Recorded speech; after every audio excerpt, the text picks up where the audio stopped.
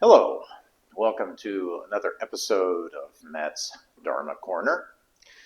Today I want to talk about healing and awakening, and precisely I want to speak about what do I mean to become awake and embodied.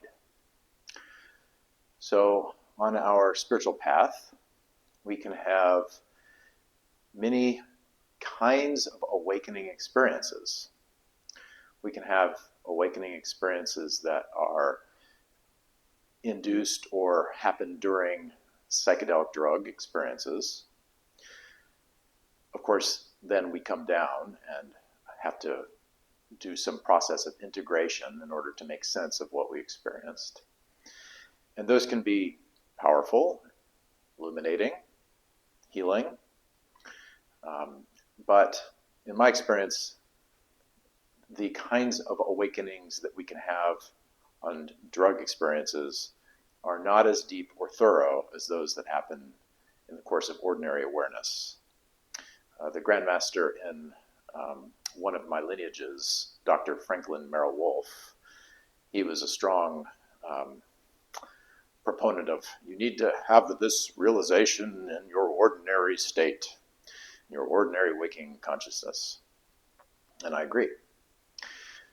However, I do believe that there's a place for those, but it's not part of the curriculum at Heaven or Circle. We can have different depths of insight into selflessness, recognition of no mind, as it's sometimes put in Buddhism, or that I am not my thoughts. We can have a kind of mingling with spaciousness and a lapse of ordinary ego consciousness. And these can be very profound, very even energetically enlivening, and potentially destabilizing to our ego structure and our self-narrative. At some point, we will have a true, what I call kensho, which is when our mind opens to the degree that it cannot go back. And my experience was that I felt like a physical change in my head. And this gives us the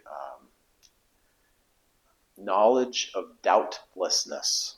We can no longer doubt the truth. But for many of us, myself included, this is not enough for complete freedom. We must become embodied as well. Why do I say this? What we're embodying is not something other than what we already are, but what we learn to inhabit is a non-resistant form. So in order to do this, we have to face all of our wounds, all of our resistances, all of the places within our psyche and soma that say no, that say, I fear this, that say, I am not enough, that say, I am broken, that say, something else must happen. For some people, this process happens before a kensho, and in that case, with those individuals, they have exhausted all of their embodied karma or conditioning prior to recognition of the nature of mind, and that leads to complete, irrevocable, instant enlightenment, total enlightenment. My teacher, Joel Morwood, is an example of this. The Buddha Shakyamuni is an example of this. But many of us who are doing practices and cultivating insight into the nature of mind, nature of consciousness, will have openings before we have actually exhausted our resistance. And then we have to practice embodiment. I believe that this is why in the Buddhist tradition, for instance, and other traditions such as in the non-dual schools from Hindu and Taoist training, that so much emphasis is placed upon the container that the student practitioner is operating within. because the container, and that includes moral precepts, disciplines, how to do it, where to do it, as far as your practices, that container gives us a reliable way to continue deepening into embodiment. So at Heaven Earth Circle, we have our own container. We have the Great Mother Sanctuary, and we have moral disciplines and meditation, inquiry, devotion practices, as well as healing practices, qigong, sacred Sanskrit chanting, mantra, many different container elements that give us the opportunity to continue deepening into our inherent awakeness.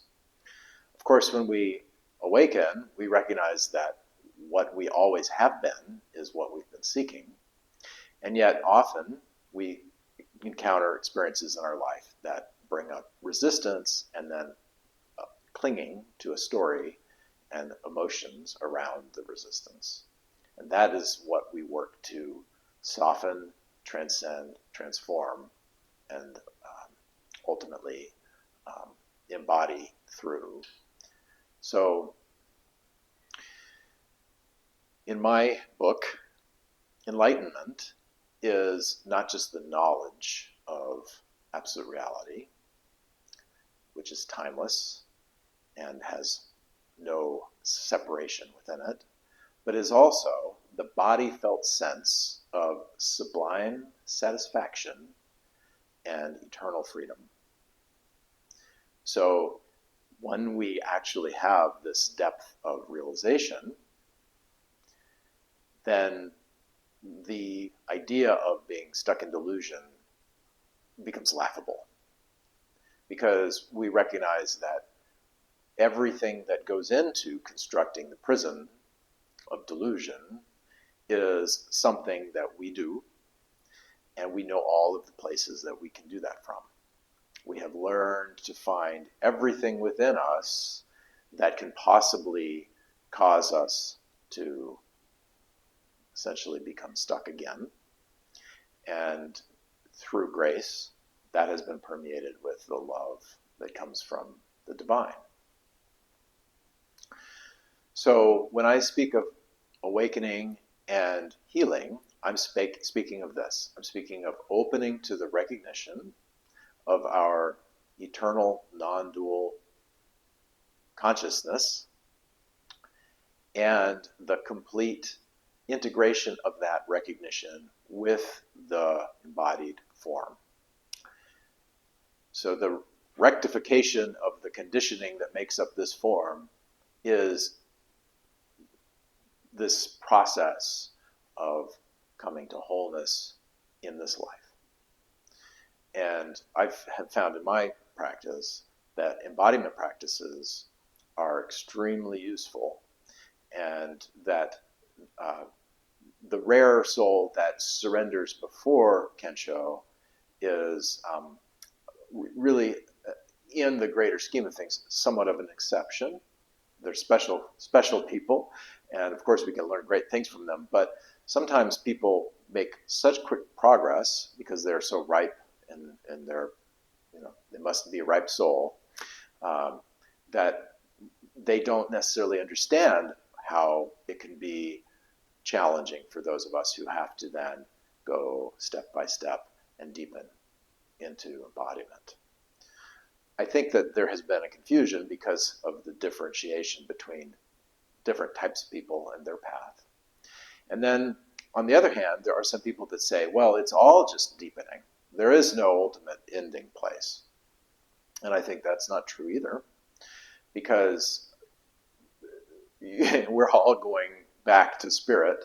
And so whether or not we complete that process while in the body or not is an individual matter. Nonetheless, that end result of becoming that which we always have been, with full awareness and without resistance and with complete and open, boundless love, is inevitable. And again, an individual journey. So the way we get there depends upon our particular makeup, our particular conditioning, and how we navigate the path. Um, but there is an end, and it is good. So that's what I had to say. I hope that all of you are finding peace, love, and joy in your hearts.